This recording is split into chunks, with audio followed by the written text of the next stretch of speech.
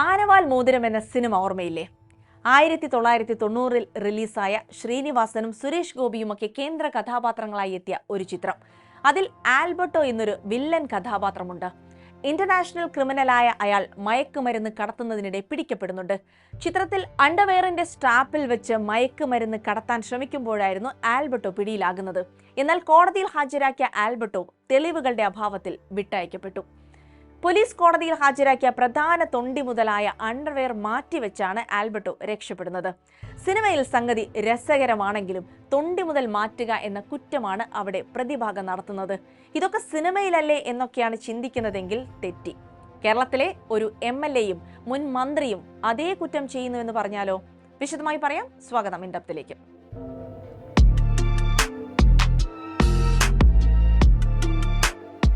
തൊണ്ടി മുതൽ തിരിമറി കേസ്.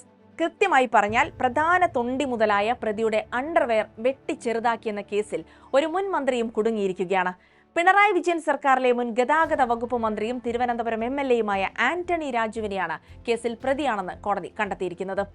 1990-ൽ നടന്ന സംഭവത്തിലാണ് 3.5 പതിറ്റാണ്ടിന് ശേഷം ആന്റണി രാജു കുടുങ്ങുന്നത്.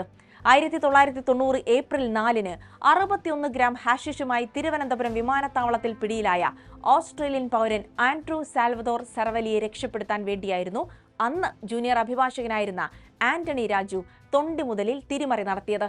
വഞ്ചിയൂർ കോടതിയിൽ അഭിഭാഷകനായ ആന്റണി രാജു തന്റെ സീനിയറായ അഡ്വക്കേറ്റ് സെലിൻ വിൽഫ്രഡുമായി ചേർന്നാണ് മയക്കുമരുന്ന് കേസിലെ പ്രതിയായ ആൻഡ്രുവിന്റെ വക്കാലത്ത് ഏറ്റെടുക്കുന്നത്. തിരുവനന്തപുരം വഞ്ചിയൂർ കോടതിയിൽ ഹാജരാക്കിയ ആൻഡ്രുവിനെ കുറ്റക്കാരനാണെന്ന് കണ്ടെത്തി 10 വർഷത്തേക്കാണ് അന്ന് ശിക്ഷിച്ചത്.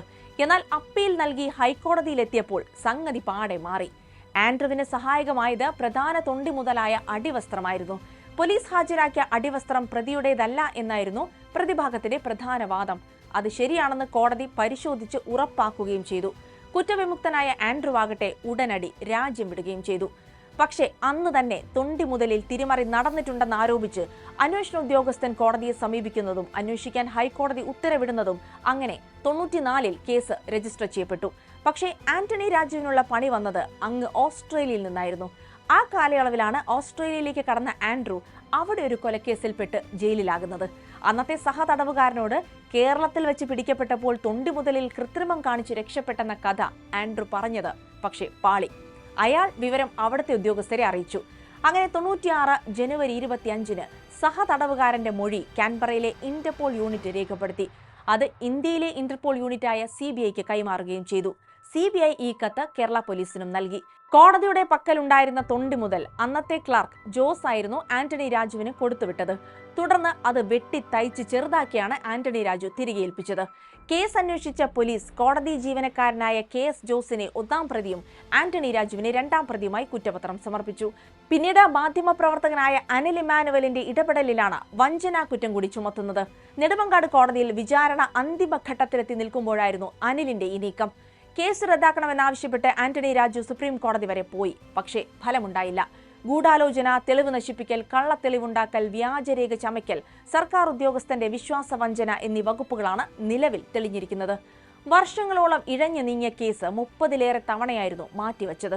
ഒടുവിൽ 1 വർഷത്തിനുള്ളിൽ വിചാരണ പൂർത്തിയാക്കാൻ സുപ്രീം കോടതി നിർദ്ദേശിച്ചതോടെയാണ് കാര്യങ്ങൾ വേഗത്തിലാക്കിയത്. 3 വർഷത്തെ തടവ് ശിക്ഷയാണ് ആന്റണി രാജുവിന് നിലവിൽ വിധിച്ചിരിക്കുന്നത്. ഒരുപക്ഷെ രാജ്യത്ത് ആദ്യമായിട്ടാകും ഒരു ജനപ്രതിനിധി ഇങ്ങനെയൊരു കേസിൽ ശിക്ഷിക്കപ്പെടുന്നത്.